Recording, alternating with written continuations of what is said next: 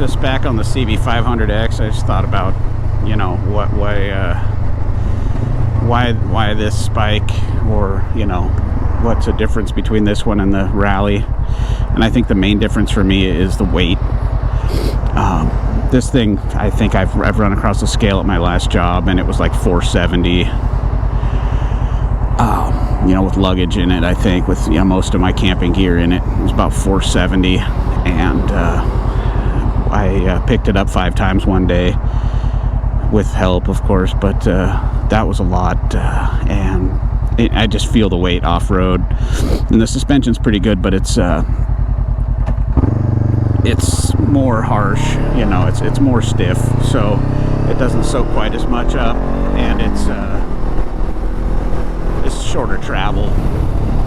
But for me, it's really the weight and the fact that I don't really enjoy riding this bike off-road. So I don't ride it enough off-road to practice riding it off-road and get good at it. Because frankly, it's, you know, I got an off-road bike, you know, it doesn't really float my boat to push my limits on a 500-pound bike.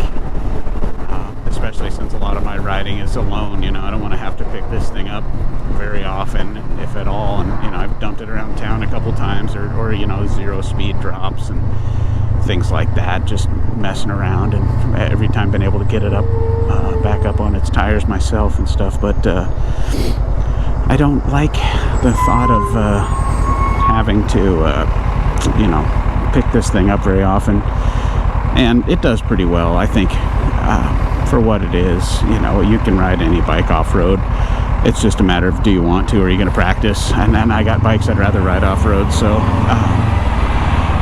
if we were going to go do a ride to Eastern Washington and then ride off-road for 10 or 20 miles just to get to a camp spot that we already had like mapped out, this bike is fine for that. And I'd like it because the highway portions are better. Got the seat concept seat on here finally, and that's a big improvement. It looks good. It cuts through the wind pretty well. I like the wind management on it for me. I've tried the windshield in a higher position, and I felt like it had a little more buffeting. And when we put the handlebars and controls and everything on with the Rally Raid kit and the handlebar, and with it in the high position, the handlebars were hitting.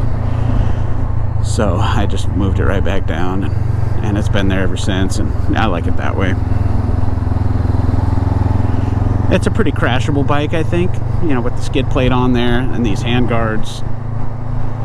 It falls over well, you know, nothing's really broken. There was one day on the BDR trip, I dumped it like 5 times. You know, one time it was like a hill climb that was all rutted out with rain ruts, and we weren't really on the BDR course. We were off route going, finding some cool alternate that cut this corner off, and it hadn't even been walked for years, I don't think, but we made it through there, and it just took me 2 tries at this hill. And then another time I was just pushing a little too hard through the corners, and I went wide into the shrubs on the cut bank side of the road, and just kind of got to a stop and bloop, and like laid it over against the bank.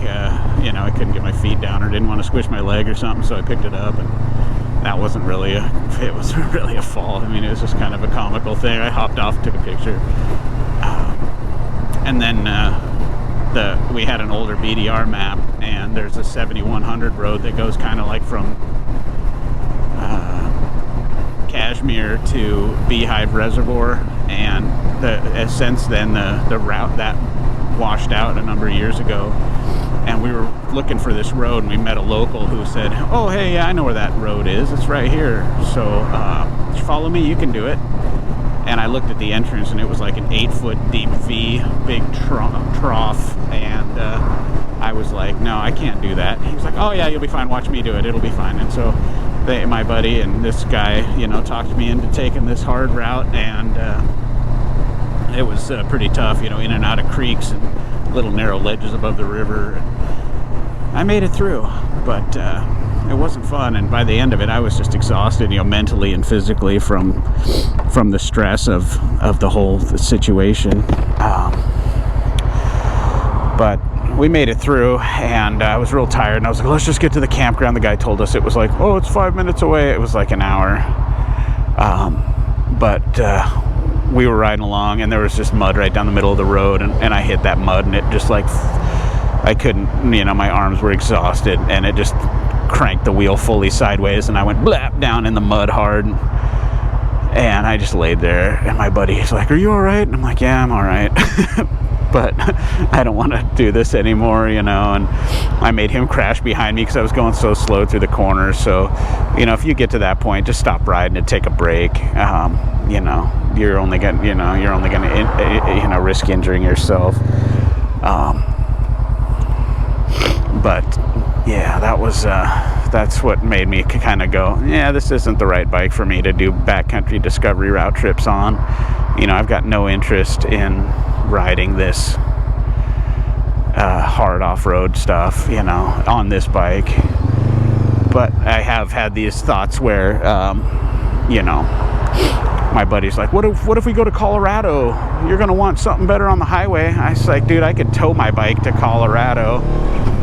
You know what I'm saying? I don't need the bike that I want to ride to Colorado is never going to be the same bike that I want to ride on off-road trails while I'm there. So, you know, I'd rather rent a bike there, or trailer my bike, or put it on the hitch rack, or just go on a BDR trip in my pickup truck. Dude, I got a Toyota Tacoma. I'd rather bring the whole family and, you know, do the thing with everybody in the truck. I mean, there's a little bit different experience on the motorcycle, but still, I mean, we go out every year for weeks and just explore in the truck too, and I have just as much fun as on the bike, with probably a lot less stress and equal capability almost, you know, as far as like how much are you willing to do when you're deep in the woods. But anyway, that's my thoughts on the CB500X and 300L Rally. I think it's kind of a unicorn. This bike is great, jack of all trades, you know. It's kind of filling a lot of roles in my life, and since I got it, you know, commuter, two-up bike, adventure bike, camping bike, travel bike, highway bike, you know.